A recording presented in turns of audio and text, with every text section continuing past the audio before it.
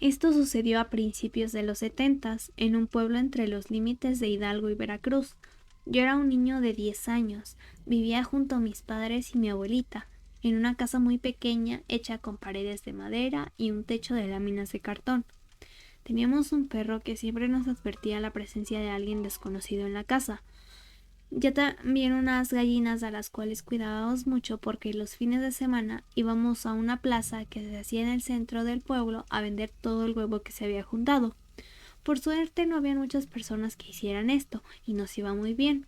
Nos alcanzaba para comprar de comer en la semana y para seguir cuidando a todos nuestros animales. Durante la semana nos dedicábamos a cuidar los animales de un señor que vivía con su esposa a unos 25 minutos de nuestra casa. En el camino solo podíamos encontrar árboles muy grandes, lo cual agradecíamos mucho, porque en días de calor nos mantenían muy frescos a pesar de la caminata. El lugar en donde nos íbamos a trabajar era mucho más grande que nuestra casa. En el lugar había chivos, vacas, gallinas, unos borregos y también guajolotes. Nuestro trabajo consistía en sacar a todos estos animales a pastorear, darles agua, limpiar sus corrales, cuidar de que no se fueran muy lejos, en la tarde traerlos de nuevo a sus corrales y contarlos para saber que todos estaban bien, en especial a las gallinas porque eran bastantes. Los dueños del lugar eran muy conocidos en el pueblo, porque se decía que tenían mucho dinero por los animales que vendían, y esto era obvio por el lugar tan grande en donde vivían, pero la verdad un poco descuidado, porque el señor se la pasaba en las cantinas del pueblo. Todos los días se le podía ver ahí gastado todo lo que había ganado en sus negocios, y la esposa no se escapaba de chismes, tampoco, pues ésta se dedicaba a realizar hechizos de magia, sin importar qué tan grande era la maldad de la persona que le pedía ese tipo de trabajos, ya que solo a ella le importaba el dinero que recibía y su bienestar propio. La gente decía que acudía con esta señora porque su magia parecía ser muy eficaz. En ese tiempo y en ese lugar había gente muy desalmada que pedía trabajos muy aterradores para sus víctimas. La mayoría de las veces el señor llegaba muy tomado a su casa sin darse cuenta de lo que hacía su esposa con la magia. Sin embargo, muchas personas sentían mucha envidia de ellos por todo lo que tenían, hasta el punto de querer hacerles daño para calmar su enojo contra ellos. Sin embargo, nunca se habían atrevido por miedo a que la señora pudiese irse en contra de ellos con toda su magia.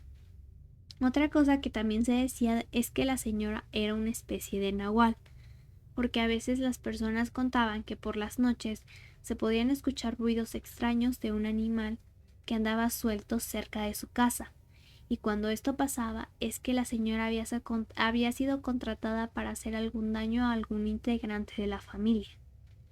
Estos sucesos se convirtieron en muchas coincidencias, porque cada vez que alguien escuchaba estos ruidos fuera de su casa, algo malo le sucedía a alguna persona.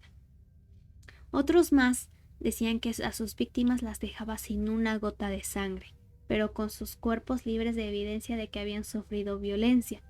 Otra vez las víctimas solo se quedaban tiesas con una cara de espanto que hacía temer mucho a la familia.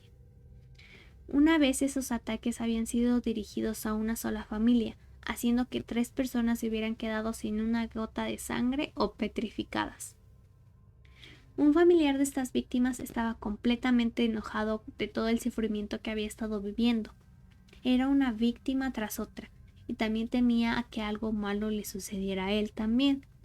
Sabía perfectamente que quien había ejecutado esos ataques era la señora, porque era la única que se dedicaba a este tipo de magia, y tenía un gran ganado, y era una esposa de un señor alcohólico.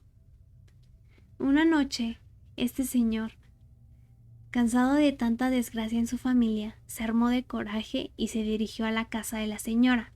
Se había dado cuenta que justo antes de una de sus desgracias había escuchado a algún animal desconocido que se paseaba fuera de su casa, lo cual hizo pensar que se trataba de un nahual y que ese nahual era esta señora. Cuando llegó a la casa, empezó a tocar la puerta con una intensidad descontrolada. Después empezó a dar golpes más y más fuertes, pero nadie le abrió. Entonces se dijo a sí mismo que si nadie abría la puerta, se desquitaría con el ganado, que tenían ahí, así que se dirigió a la parte de atrás de la casa para entrar en los corrales. Pero lo que se encontró ahí lo haría paralizarse de miedo, pues en el corral de las vacas encontró un par de piernas, haciendo que sus sospechas sobre el nahual fueran reales. Entonces, decidido de que por el momento no iba a encontrar a la señora, tomó la decisión de prenderles fuego para que ésta ya no pudiera volver a convertirse en ese ser que había estado merodeando fuera de su casa. Junto con pedazos de madera les prendió fuego y se fue de ese lugar. A la mañana siguiente el señor, dueño de los animales, se dio cuenta que no estaba su esposa. La buscó por todos lados hasta que dio con el rastro de fuego que había sido prendido en la madrugada, pero no vio nada que le hiciera sospechar que le había pasado algo a su mujer. Sin embargo, durante el paso de los años, ninguna persona dentro del pueblo sufrió ataques parecidos ni escuchó a este ser que se acercaba a las casas por la noche. El señor, dueño del ganado, jamás se encontró a su esposa y se quedó completamente perdido en su vicio.